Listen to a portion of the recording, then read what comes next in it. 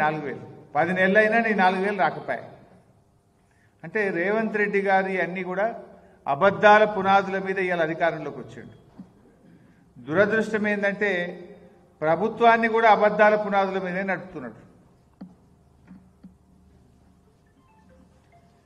ఇట్లా ప్రభుత్వాన్ని అబద్ధాల పునాదుల మీద నడిపితే రాష్ట్ర భవిష్యత్తు ప్రశ్నార్థకంగా మారే ప్రమాదం ఉంటుంది. రాష్ట్ర భవిష్యత్తు దెబ్బతినేటువంటి అవకాశం ఉంటుంది.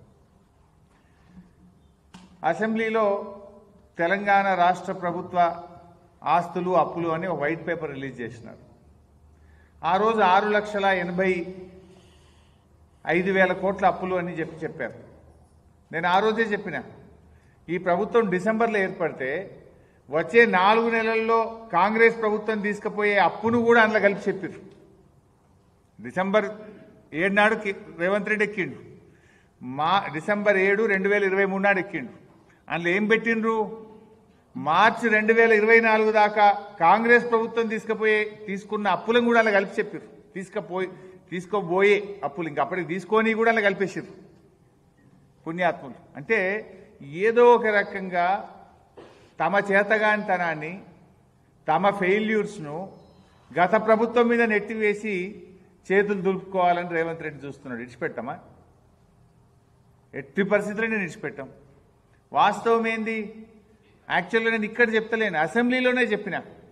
నిండు శాసనసభలో బడ్జెట్ సమావేశాల చర్చలో చెప్పిన. నేను బడ్జెట్ మీద మొన్న నేనే బీఆర్ఎస్ పార్టీ పక్షాన మాట్లాడి ఈ అప్పుల మీద కాంగ్రెస్ పార్టీ రేవంత్ రెడ్డి చేస్తున్న దుష్ప్రచారాన్ని నిండు శాసనసభలోనే చెప్పాను. కానీ వాళ్ళకి బుద్ధి రాలే, సోయి రాలే. అదే అబద్ధాన్ని మళ్లీ మళ్లీ చెప్తున్నారు. ఒక అబద్ధాన్ని 100 సార్లు చెప్తే నిజమైతుంది అనేటువంటి రీతిలో గోబల్స్ను మించిపోయి రేవంత్ రెడ్డి ప్రభుత్వం అబద్ధాలు మాట్లాడుతూ ఉన్నది. నేను అసెంబ్లీలో చెప్పిన, ఇక్కడ చెప్తలేను. రేవంత్ రెడ్డి అక్కడ కూర్చొని ఉండగా, ఆర్థిక మంత్రి బట్టి విక్రమార్క కూర్చొని ఉండగా శాసనసభలో వాళ్ళని కూర్చోబెట్టి చెప్పిన, తప్పుంటే ఇక్కడే చెప్పండి అని శాసనసభలోనే వాళ్ళని నిలదీసిన. ఆడనేమో అసెంబ్లీలో నోర్లు మూసుకున్నారు, బయట మాత్రం వేదికల మీద మళ్లీ అవే అబద్ధాలను ప్రచారం చేసే ప్రయత్నం చేస్తున్నారు.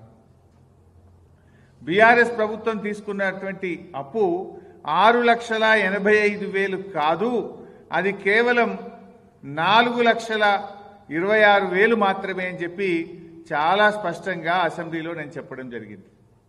4,26,000ను 6,85 చేసి చెప్తున్నారు. ఆ 4,26,000లో కూడా ఉదయ్ స్కీమ్ కేంద్ర ప్రభుత్వం బలవంతంగా డిస్కాంల అప్పులు రాష్ట్ర ప్రభుత్వం తీసుకోవాలని మెడ మీద కత్తి పెడితే తీసుకున్న 9,000 ఉన్నాయి ఆ 4,26లో. ఆ 4,26లో కరోనా వచ్చినప్పుడు 2 ఏళ్లు కేంద్ర ప్రభుత్వమే మీరు ఎక్కువ క్యాపిటల్ ఎక్స్పెండిచర్ చేయండి అని మన మీద బలవంతంగా ఒత్తిడి పెడితే 27,000 కోట్లు కరోనా సందర్భంగా చేసిన అప్పు కూడా ఈ 4,26లోనే ఉన్నది. ఇది కాకుండా రాష్ట్రానికి ఆర్థిక సంఘం నుంచి గ్రాంట్గా రావాల్సినటువంటి 2,459 కోట్లు కేంద్రం గ్రాంట్గా ఇవ్వాల్సింది అప్పుగా ఇచ్చింది కూడా ఈ 4,26లోనే ఉంది. ఉన్నది 4,26. మొన్న అసెంబ్లీలో చెప్పింది 6,85. ఇవాళ తెలంగాణ ప్రజాపాలన దినోత్సవంలో 7 లక్షల చిల్లర చెప్పిండు ముఖ్యమంత్రిగా. వెంచుతూనే ఉన్నాడు. కానీ అసెంబ్లీలో 6,85 అన్నాడు, ఇవాళ ప్రజాపాలనలో 7 అంటున్నాడు. అసలు 10 ఏళ్ల బీఆర్ఎస్ పాలనలో జరిగిన అప్పు 4,26,000 మాత్రమే. ఇది రాష్ట్ర ప్రభుత్వం చెల్లించాల్సిన అప్పు, రాష్ట్ర ప్రభుత్వం కట్టాల్సింది, రాష్ట్ర ప్రభుత్వం గ్యారంటీగా తీసుకున్నది. రాష్ట్ర ప్రభుత్వం కడుతున్నటువంటి అప్పు 4,26,000 మాత్రమే. ఈ 4,26లో కరోనాలో కేంద్రం చెప్తే చేసిన 27,000 కోట్లుంది. డిస్కాంల అప్పు రాష్ట్ర ప్రభుత్వం తీసుకున్న 9,000 కోట్లుంది. కేంద్ర ప్రభుత్వం గ్రాంట్గా ఇవ్వాల్సిన బదులు అప్పుగా ఇచ్చిన 2,500 కోట్లు కూడా ఇందులో ఉండదు. అన్ని కలిపితే కూడా 4,26. కానీ అసెంబ్లీలో 6,85 అంటావు, 7 అంటావు. ఇది తప్పు అని నేను నిండు శాసనసభలో కూడా చెప్పిన. అంటే ఎవడైనా నేను దివాలా అంటే రాష్ట్రానికి పరువు ఉంటుందా? పరపతి ఉంటుందా? రాష్ట్రం యొక్క పరపతిని నువ్వు దివాలా చేస్తున్నావు. ఎవడని చెప్పుకుంటాడా? లేనిది చెప్తాడా? ఉన్నది చెప్పాలి. లేనిది కూడా అంటే బీఆర్ఎస్ పార్టీ మీద బురద జల్లబోయి నువ్వు తీసుకున్న గొయ్యిలో నువ్వే పడుతున్నావు. కన్ను తెరువు ఇప్పటికన్నా. పరిపాలించాల్సింది 5 ఏళ్ళు నువ్వు కదా. రాష్ట్రం ప్రతిష్ట దెబ్బతీసి రాష్ట్రం ప్రతిష్ట మసకబారే విధంగా చేసి లేని అప్పులను చెప్పి రాష్ట్రం దివాలా తీసిందని నువ్వు చెప్తే జరిగే నష్టం రాష్ట్రానికి, పరిపాలించే నీకు కూడా నష్టం జరుగుతుంది. రాష్ట్రం యొక్క గౌరవం దెబ్బతింటది.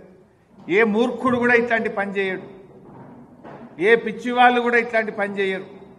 కానీ మీరు దురదృష్టం ఏంటంటే నీకు రాష్ట్ర రాజకీయాల కంటే, నీకు రాష్ట్ర భవిష్యత్తు కంటే నీ రాజకీయాలు ముఖ్యమైపోయింది. నీకు రాష్ట్ర భవిష్యత్తు కోసం పనిచేయాలి. ఎవరు పదవిలో శాశ్వతం కాదు. ఉన్నంతకాలం నిజాయితీగా పనిచేయి, ప్రజల కోసం పనిచేయి, ప్రజలకు ఇచ్చిన మాట మీద దృష్టి పెట్టు. పొద్దుగాలేస్తే నువ్వు కేసీఆర్ను వల్లించకుండా నువ్వు బతకలేవైంది. నీకేమన్నా రోగమా శాపం ఉందో నాకైతే అర్థమవుతలేదు. మాట్లాడితే కేసీఆర్ని తిడతావు. నువ్వు ప్రజలకు ఇచ్చిన హామీ ఏంది? ఇప్పుడు ఓట్లున్నాయా, సీట్లున్నాయా?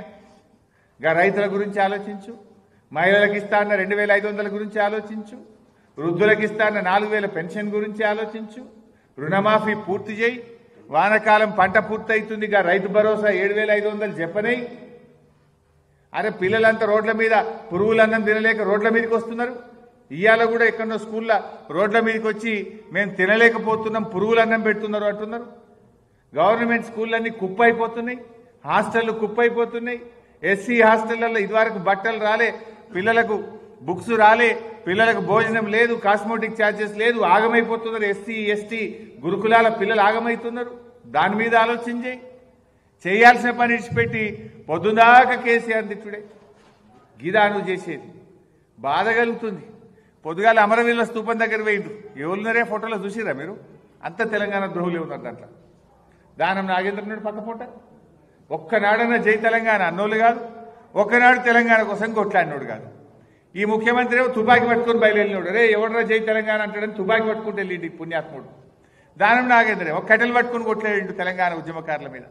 వీళ్ళు పోయి తెలంగాణ అమరవీరులకు ఇలా శ్రద్ధాంజలి ఘటిస్తుంటే వాళ్ళ ఆత్మ ఘోషిస్తుంది. ఆ ఫోటో చూస్తే బాధ అవుతుంది.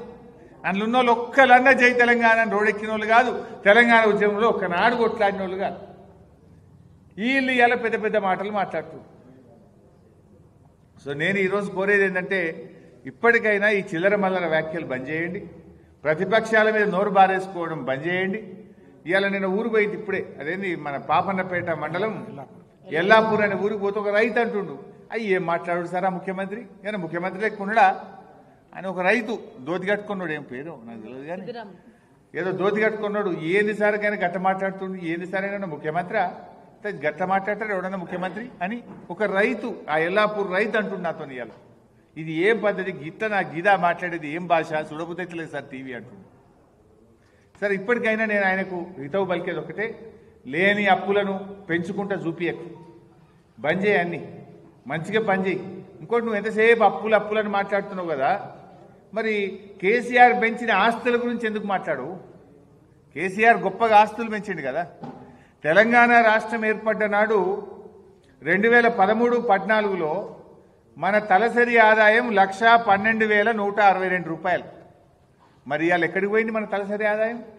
3,47,229. దేశంలో నంబర్ 1 తెలంగాణ. ఈ దేశంలో 28 రాష్ట్రాల్లో తలసరి ఆదాయంలో అగ్రభాగాన తెలంగాణను నిలబెట్టిన కేసీఆర్ గురించో ఆ తలసరి ఆదాయం గురించి నీకెందుకో నోరు రాదు. జిఎస్డిపి మన రాష్ట్ర స్థూల ఉత్పత్తి రాష్ట్రం ఏర్పడ్డ నాడు 4,51,000 కోట్లుంటే ఈరోజు 14,63,000 కోట్లకు పెంచారు. 160% పెరిగింది. దీని గురించి రేవంత్ రెడ్డి నోట్లకెళ్ళి ఎందుకో రాదు. ఇది రాష్ట్ర సంపద పెరిగింది, రాష్ట్రంలో పౌరుల సంపద పెరిగింది, తలసరి ఆదాయం పెరిగింది, ఆస్తుల కల్పన జరిగింది, దేశ జీడిపికి 5.1% మనము కాంట్రిబ్యూట్ చేస్తా ఉన్నాం. ఇలాంటి మంచి మాటలు రేవంత్ రెడ్డి నోట రావు. అన్ని అబద్ధాలు, గోబల్స్. నిజాలు చెప్పు నువ్వు. ఇలా కాళేశ్వరం ప్రాజెక్టులో ఎన్ని రిజర్వాయర్లు కట్టినాం, పాలమూరు ఎత్తిపోతల పథకంలో ఎన్ని రిజర్వాయర్లు కట్టినాం, మిషన్ భగీరథ ద్వారా ప్రతి ఇంటికి త్రాగునీరు ఇవ్వడానికి ఎన్ని కోట్ల రూపాయలు ఖర్చు పెట్టి వాటర్ ట్యాంకులు, పైప్ లైన్లు వేసి ఇంటింటికి నీళ్లు ఇచ్చిన ఆస్తుల గురించి ఎందుకు మాట్లాడు? నీ మహబూబ్ నగర్ జిల్లాలో 6 లక్షల ఎకరాలకు నీళ్లు ఇచ్చినమే, దాని గురించి ఎందుకు మాట్లాడవు? అంటే నువ్వు ఎంతసేపు చిల్లర రాజకీయం, చిల్లర మల్లర రాజకీయాలు, బురద రాజకీయాల్లోనే నువ్వు అంతకాలం వెళ్ళబుచ్చుతున్నావు. చివరికి వెనుకకు తిరిగి చూసుకుంటే ఏముండదు. పనుల మీద పడు. రాష్ట్రం ప్రతిష్ట దెబ్బతీయకు, రాష్ట్రం పరువు దెబ్బతీయకు. వాస్తవాలు మాట్లాడాలని చెప్పి నేను రేవంత్ రెడ్డికి హితవు పలుకుతా ఉన్నాను.